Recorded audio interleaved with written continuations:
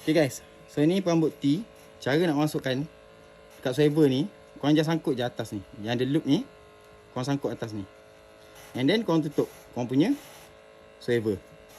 Tutup korang punya swivel.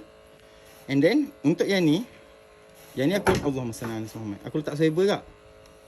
So bila letak swivel, cara dia kalau korang buat loop dekat belakang, dekat perambut ni, korang just gantung macam ni je. Masukkan, buka swivel ni. Masukkan korang punya ni. Tutup. So ni perambut setup aku untuk setup gantung kalau air slow. Rambut setengah depa. Ni setengah depa macam ni tau. Allahumma salli ala Muhammad. Ni. Dia kurang setengah depa. Kalau satu depa lah. Ini setengah depa punya. So cara dia aku nak setup.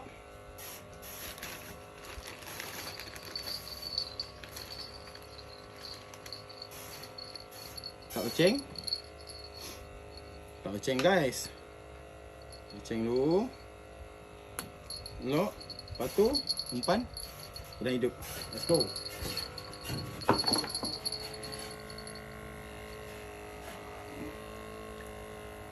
Udang macam ni tau. Sangkut macam ni. Bismillah. Sangkut area kepala.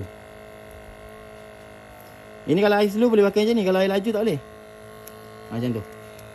And then dah boleh drop lah.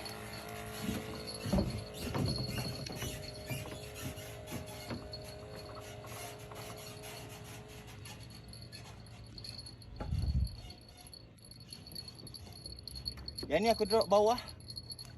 Aku biarkan dia turun sampai bawah. Dah rapat ke dasar. Aku gantung sekaki. Gantung. Ini jangan segilang punya. Okay.